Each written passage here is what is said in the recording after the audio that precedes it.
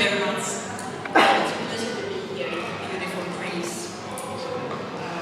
I try to put my computer so that you can see me. Does this work better?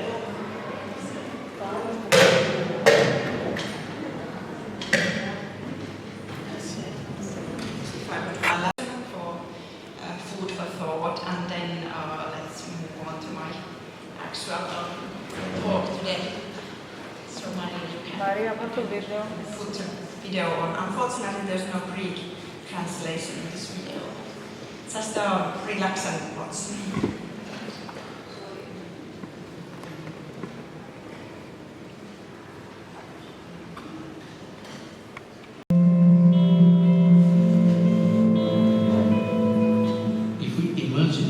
What kind of world we want, and that's the world we create.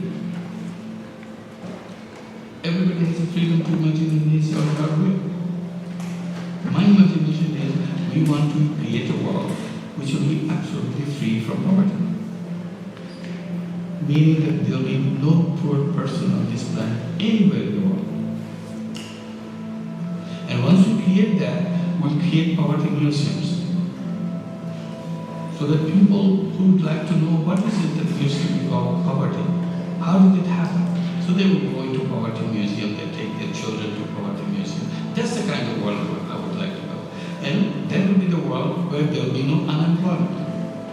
And when you tell people, oh, they used to be unemployment, there's a big crisis, there's a lot of unemployed people, the young unemployed, and people will be wondering, what is unemployment? Why should anybody be unemployed? They have capacity. Why a human being should be unemployed? What does it mean? They will be writing thesis to understand what is unemployment. Why did it happen in those past days? And nobody should be on welfare. Why state has to take care of people, or any charity organization has to take care of people? Because human being has everything inside. How come we couldn't provide the facilities so that you can bring those capacities and contribute to the world? And we would want to create a world where there will be no unnecessary deaths. We pride about technology, we pride about knowledge. Simple thing. Why human beings die of preventable diseases? Those diseases should be common. So that's the kind of world, and a world where we will not make this planet more dangerous than it was before. We'll make it every day will be more safe than it was yesterday. So we start thinking about it, and we start working towards it, and it will happen. When we create fictions, social fictions, it will happen like we do science fictions.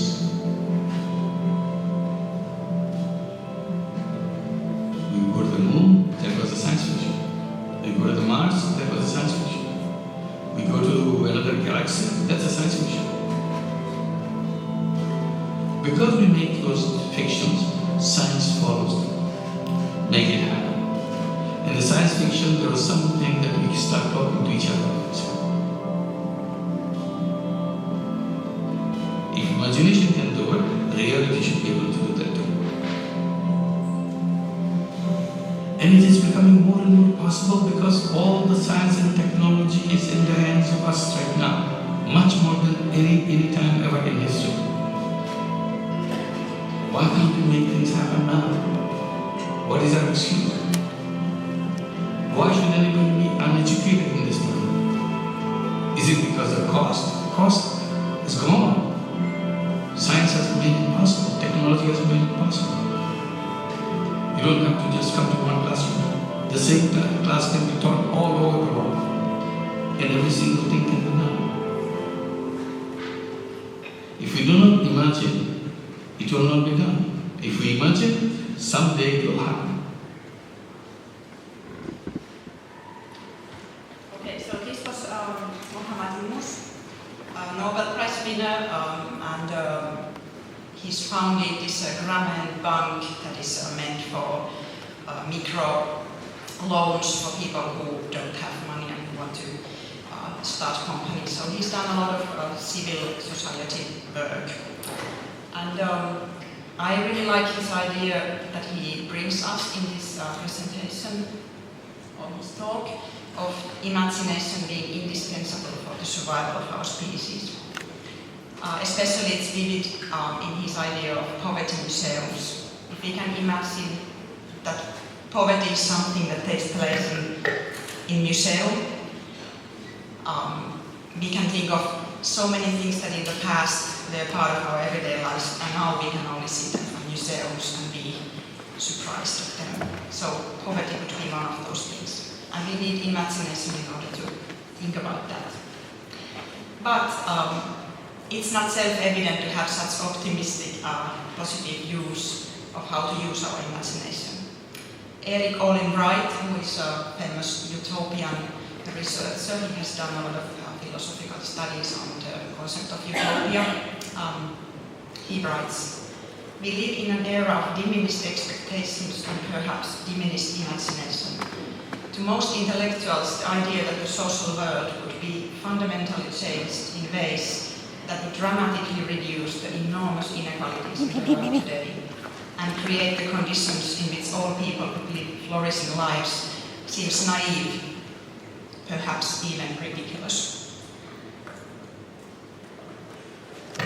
Naive and ridiculous. These are the words that easily have been combined also to the word childish or children. Or sometimes even to early education, I've heard. But childhood play keeps what Muhammad Yunus calls social fiction all the time alive. Social fiction lives really strongly all the time in young children's lives, in their play. Vygotsky formulates it in his classic text on play and imagination in the following way. We can identify creative processes in children at the very earliest ages, especially in their play. The child of play is creatively reworking impressions he has acquired, combining them to construct a reality that meets his needs and desires. It is this ability to combine elements to produce a structure, to combine the old in new ways, that is the basis of creativity. Okay, so we in this room all know this about play. I know you are experts on being with children and learning with children. But can you hear me still? There's some sound. Is it annoying or you manage? Okay, because I can hear a little bit, but if it doesn't bother you, then it's okay. So, but we all know that this is not self-evident. It doesn't happen in itself, at least not in the institutional settings of early childhood education. And there are several challenges why our focus on imagination that develops in play needs more careful attention. First, there is the challenge of qualification of early childhood education and care, meaning basically the worldwide trend of trying to measure the learning outcomes and developmental processes of children of even younger and younger ages, and do it in a school-like manner. And that's in contradiction with free and spontaneous playing. The other one is the challenge of instrumental interests that are often given towards play and playing, formal learning goals that should be met. And there is nothing wrong, I think, in combining play and learning. It happens all the time. But if we start to think about play only through what it produces, then we lose play and we lose the ability to imagine in naive and ridiculous ways, as Erik Olin Wright puts it. And one of the challenges is also our cities and how they create spaces for learning. Not so much, and it's not so easy anymore as in older times. And the challenge of low appreciation of children and of early childhood education in our economies worldwide. So we have a really important task to fight these challenges. In Finland too, we have this challenge. Play has a really central position, both historically and currently in Finnish early childhood education and care, like in Nordic countries in general. And there's a little text there about the Finnish curriculum for early childhood education. And here I think, hope you can read it. It's now a lot of text in one slide, but just read it with thought, maybe later on. So play is also valued, not only by teachers who are highly educated in universities where we also teach about the developmental aspects of play, but also by parents. And we still don't have performance requirements for children, for example, national guidelines or requirements for the child evaluation, which is hopeful in the sense of play. However, Finnish early childhood education and care is still, like in many other countries, been under intensification measures in recent years, meaning that there's a pressure to produce more quality, the same quality with less resources, and to also measure this quality and the resources, how much it takes. And this has led to a situation where there's less space for children and teachers in the daycare settings, and the ratio between children and adults is different from earlier times. And our studies have shown that play and the aims that tie closely with children's play seem to be neglected in these situations, even when the teachers, parents and administration all value play, and even when it's as a central element in our curriculum. Play is often considered as an activity that yields for other aims, in which the adult is, for example, more needed. Children often can play just by themselves, or so it looks. So when you are really busy and you don't have your colleagues close to you, or you have to think about the structure and organization of the day very much because of these intensification measures, then the adult doesn't participate in play. So it's harder to ensure space and time for long-term play in Finnish early education sites. So what does this has to do then with social fiction? I think in two ways. First, if we follow Muhammad Yunus' idea that if we do not imagine, nothing will happen. But if we imagine, someday it will be done. So I'm trying here today to talk to you about the concept of playwords, that is the focus of my study, as such social fiction. And I will explain what I mean then later on when we get there. I will discuss how playwords can help to create sense of hope, agency and engagement for its participants. And I will also discuss the necessity of embracing what I call student ambivalence and diverse ways of being in early education classrooms, in settings that can easily become disengaging or excluding to some or many of their participants. And how this playword way of being could help resist this exclusion. Just a couple of words about playwords and what we mean by them. Playwords can be described as a joint creation by adults and children of a shared imaginary play based on a narrative often, like children's literature or drama. And the narrative that is selected functions as a source of inspiration through which adults and children create a shared imagined world together. And the narrative provides a flexible frame through which adults and children can explore topics via role play based on established or improvised characters and plots. And the playword, they support the development of both the adults and the children. So they are not developed for thinking about children's development in the first place, but the common and shared development of the adult and child in the setting where they interact together. And this has been our focus in recent years. Playwords were developed by Gunilla Lindqvist, a Swedish playword pedagogue, in 1990s, and this is building on Vygotsky's theories on art and play. And here, this is a kind of trying to describe what the playwords would look like from a children and adult perspective. So at the center there's the shared imaginative world, slowly created in the classroom or in early education setting. Children bring in play, which they often are experts in, and adults bring art, stories, ways of doing art, narratives, pieces of art, and science, interesting questions about our world and how to solve them. Today playbirds are popular in Sweden. They were developed there, but they are also developed and in active use in Finland and also take place in many nations across the world, from Japan, China, Australia. And we have a long-term international research collaboration on playbirds that started in 2003. And we have a shared strong body of work that provides, for example, evidence of the meaning of these playbirds on the development of student or teacher agency and engagement, or for example on development of literacy competence.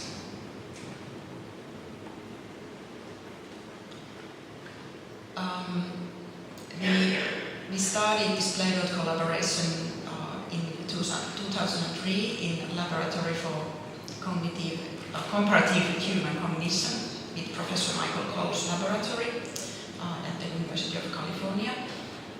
And since then we have had very different kinds of playbirds in different places. And here are just a couple of examples. The Brothers Lionheart, where you can see the woods, this playbird that took place in Finland. My dissertation was then a long time about it. Then there's this Princess and the Basement role playbird in Sweden some time ago, where Reggio Emilia daycare centers were learned to use play as part of the other artistic elements in their teaching. And the newest one here is the Puppets Isis and Workers playbird from Brooklyn. This happened during the COVID-19 when the schools and daycare centers had to close down and children had to be taught online. So the puppets were the solution, and they often met children via the screen. And here the children in this picture, the puppets are having a secret meeting where they are planning the next week's activities. These are characters played by the teachers in the classroom. But they really started to live their own life and have these secret meetings. We are currently right now writing a book of this 20 years of playbirds together with my colleagues. It's called Romantic Science of Play, Art and Care. Playbirds, a Space of Being. And it will hopefully come out at the end of this year from Brill. And it's in English, it's meant for US teachers mostly, but probably very interesting to any teachers or researchers in other places as well. And here are my colleagues with whom I'm writing the book. But now let's move on to some more concrete examples. I will walk you through a recent playbird collaboration that I did with a teacher in Finland. And it was also during the COVID pandemic. It was an ethnographic case study. It was a co-development of play-based pedagogies in inclusive and culturally and socio-economically kind of diverse classrooms in southern Finland. And we worked together with this teacher during the first 2 years of primary school, so the first and second grade. So the children were 6 to 9 years approximately. So this happened in the setting of school, but followed a lot of play elements in it.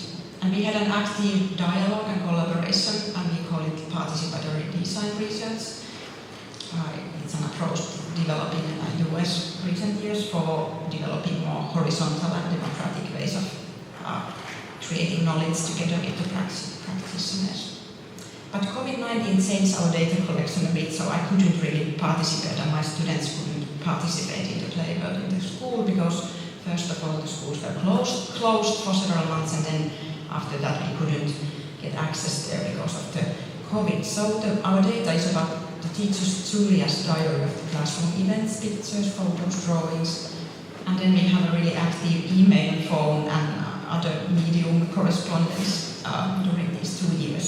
So just this is the basis, and Julia has a really big role in writing down all the notes that I will present to you today. Julia is not her real name because we have to protect the children's anonymity in the school. I will present you with two cases. One of them is a spontaneously developed and student-initiated playworld that we, the adults, just call Lion Cup playworld. The student didn't think it's a playworld, probably, or that it's, or didn't give any name to it. She was just herself and acted and played together with everybody there. But we kind of thought that it's so close to playworlds that we analyze it like that. Then there was the more traditional playworld about crocodile Jean that the teacher and I developed together. And these cases both represent how to support ambivalent children who don't feel included in their classrooms. With ambivalence, I mean contradictory feelings towards school going. It's kind of the simultaneous willingness to both belong and be part of, and at the same time to withdraw, resist, and take distance. And this kind of movement seems to be quite central in cases when children seem like they're really disruptive. But when you start to look at it, they actually often want to belong. But many teachers find children like this difficult to collaborate with. So I've written several papers on this ambivalence and how to work with it, but I'll just give you a couple of glimpses how imaginary characters can help these children and their teachers to belong to school. So the teacher Julia's goal for our collaboration, she writes like this. Today I thought that the most important thing is to build a way of working in the classroom in the most mundane moments. From the teacher's perspective, keeping in mind ways to build relationships and interaction with students that would support engagement, especially for children at risk of being misunderstood due to challenging behaviors, which often should be seen as symptoms of ambivalence, for example. Or because the lack of common language in the classroom, there were several children from many different backgrounds and Finnish was not a mother tongue. So we selected children's book Crocodile Jean and His Friends by Edward Uspensky as a central narrative around which we decided to work. And in this book, Chevy recreates a completely unknown to science transports from a tropical forest by mistake in a box of oranges, in which it has jumped accidentally. It tries to make its way in a bustling city and soon makes friends with Jean, a crocodile, who works the day shift in a zoo, and Gail, a child. And these three together form a house of friendship in the book to help all different kinds of creatures and beings, from people to animals, to find new friends and fight loneliness in the city. So this is the kind of the frame of the story. And this story was read aloud with the children, chapter by chapter, and then they often stopped and talked about it, or drew about it, or worked around the topics and the characters, and then got really familiarized to it. And they read the whole book and worked with it, but when we were planning to start the play, then the COVID hit and we couldn't start it, and the children went home. But then the schools opened again the 2 last weeks of spring before summer holidays. And then Chevy arrived in the classroom.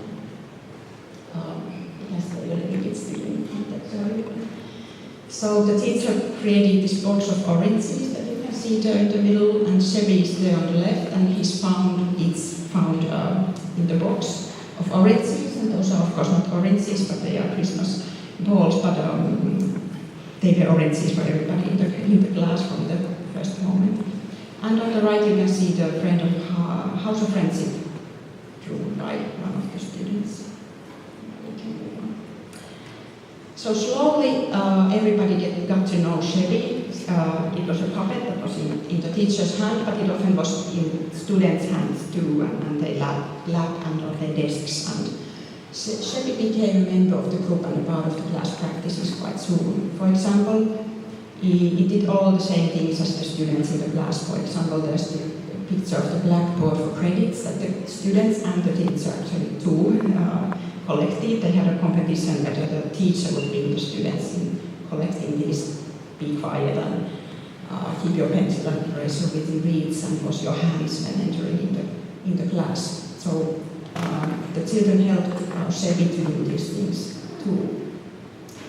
And then before the summer holiday started, the class decided that they will give also Shebi a school certificate in the spring. And this is how teacher Julia writes. This was an absolutely great way to conceptualize the first school certificate and what it means in cookies. What would we thank Shebi for? What encouragement could we give it? The ideas come easily from the children, and it was so great that the book actually ends with Shebi getting his dream job in a kindergarten. Now our Shebi got a job in the school.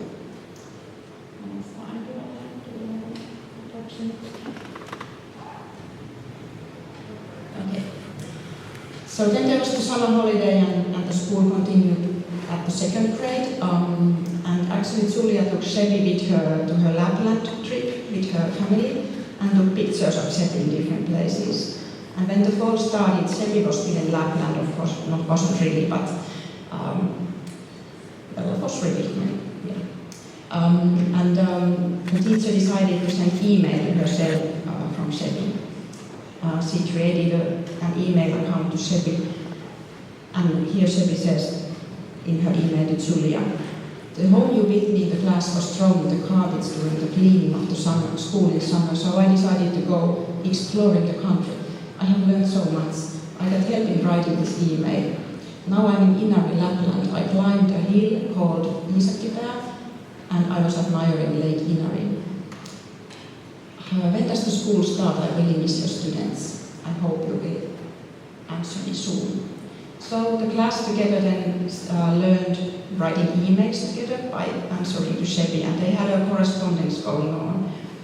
And you can just read the answer from there, but they were in many ways like also dealing with the new class who has arrived and who left the class, and how is the school different this year by sending Shebi these informations. But what my analysis is mostly about is how Shebi helped a couple of children, and now I here focus on Alex, to engage and regulate in the classroom. Alex was very ambivalently engaged and disrupted others easily. She had so difficult time in participating in the classroom that she had to often spend like 1 hour in school, and then her parents needed to come to take her back home. So Shebi was very important to Alex already in the spring, but she was really ambivalent towards Shebi too, and he was often fearing that Shebi will leave them. And then Alex introduced Wolf, her own soft toy, to Shebi. And this Wolf, it had an angry face and a smiling face, so Shebi was very afraid of this animal. And Alex also said to Shebi several times that it will actually kill you. And then when Shebi was really afraid, she said, "Oh no, of course it doesn't, and I protect you." So there was this ambivalent movement going on, how to trust Shebi or not. But then slowly they became really close friends. And for example, Alex would participate in school trips only if Shebi was with her. Julia writes to me in one of her notes to me that here is the picture that Alex drew last Friday of herself, the stick figure on the bottom. And Shebi. I interpret it so that Alex thinks about Shebi and it makes her feel so good. And then I've been analyzing this, and this can be analyzed with very many different theoretical terms, but one of them is zone proximal development with Vygotsky. Shebi forms a zone. To Alex, it's like a balloon that lifts her up. It can also be analyzed, what I'm doing now, with the help of Winnicott's potential space concept that Shebi really helps to create to Alex. But it was really central that the imaginative character was there in the classroom. And before we go back to my thoughts on social fiction where we started, I will shortly just tell you this other incident that happened in the same class half a year before, so when the school was just about to start. And it was a spontaneously developed play. Yes, it was about Dana, which we ended up calling Lion Girl. So when the school started, Julia wrote me that she has this pupil in the class who does not talk to us adults. She rather meows, purrs, or pushes like a cat animal and wants to be petted. She is kind, polite, and social, and makes contact with other children. And adults too, but mainly through being a cat animal in the class. And with her, the other first graders too has started to pretend to be cats, and this really creates chaos sometimes. So the special education teacher and many of Julia's colleagues, they think that the child would perhaps benefit from a transfer to special education place. But for Julia, however, she thinks that the child is just unclear in this, reacting to this unclear and open situation of the school. So Dana was in Julia's classroom and he talked about this a lot, especially as it again related to the concept of ambivalence that we were both interested in. And Julia slowly noticed that when Dana was in her self-invented character, while doing her school tasks or attending, for example, school events, she was calmer and could concentrate better. And she didn't need much, she just needed a little bit of this when she was there, and that she could like slowly move, like now if she was here, she would be moving all around there, but not making noise. But that was a little bit difficult in school, of course. But Dana, Julia ended up convincing the special education teacher that Dana is just fine in her class. But then in Julia's class, several other children started to have these symptoms or behaviors that needed Julia's attention in school-going self-regulation. And then there was this challenge that so many of the children didn't share language, so they couldn't connect and communicate very well. And I don't read this aloud, but it then happened that the cat play started spreading, and it became an important tool for the whole classroom to actually make contact and communicate together. And here is Julia's description of one day how the cat play spread in the class.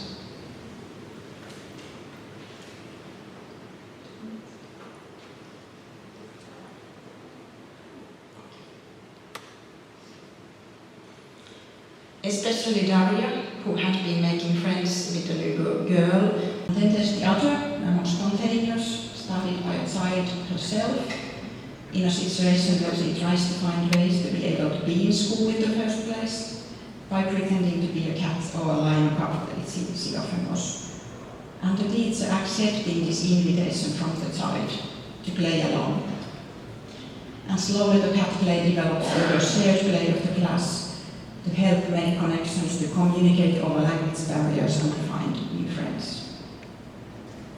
And for me, these cases highlight how, by moving between the boundaries of real and imagined, the participants are able to develop new ways of being that help them stay included and engaged. And in this situation, also the more formal tasks that you have to do in classroom become more possible. And this boundary working becomes possible with the imaginary characters that are developed, but I would say taken seriously in the classroom, in caring relationship with children and adults. So play words as social fiction. I take back again this Mohammed Yunus idea that if we have science fiction, and then science slowly follows it. We have many examples of this. Yet we often don't have social fiction, so nothing changes. So what I think happened in this classroom was that the children and the teacher created small incidents of social fictions in the classroom, so that something would slowly start to change. If we do not imagine, it will not be done. If we imagine someday, it will be done. So I will conclude with this thought that to cherish, support and take seriously childhood imaginative play in early learning settings is not important only because it develops children's future abilities. It's important here and now. These moments of adult-child joint play and care with imaginative characters created what Mohammed calls social fiction. The possibility to create and experience something that is not yet there. A world that can be, however, possible, a world of inclusion, belonging and engagement that we know we don't have in our Western school system. Of course we have it, but we also don't have it. It depends on the child in the class. So the creation and experiencing this kind of social fiction together in early learning classrooms can develop and transform the adults and the children alike. And perhaps it helps them see the glimpse of future that would be. So I think we can end with this poetic thought from a recent paper where we borrowed words from Salman Rushdie, who actually writes about novels, but we think the same happens in play worlds. Play worlds make adults and children fall together in love with imaginary worlds that are full of beautiful impossibility, which by being not true, tell the truth, often more beautifully and memorably than stories that rely on being true. We can end here. Thank you very much for your attention.